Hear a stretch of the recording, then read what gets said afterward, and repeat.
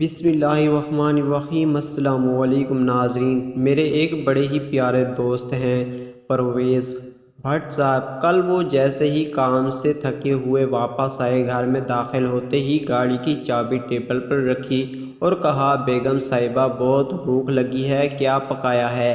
وہ صوفے پر بیٹھ کر جوتے اتار رہے تھے کہ بیگم صاحبہ کی بڑی رومانٹک سی آواز آئی، آئی لو یو۔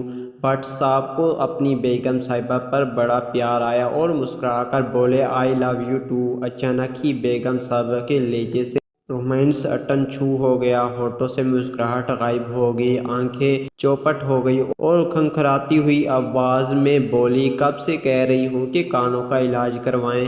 کبھی ان میں سیٹیاں بجتی ہیں، کبھی پٹاخے گونجتے ہیں، کبھی موسیقیاں سنائی دیتی ہیں۔ لو یو ٹو کا شکریہ، لیکن میں نے آئی لو یو نہیں کہا تھا۔ آپ نے پوچھا تھا کہ کیا پکایا ہے، میں نے بتایا تھا آلو۔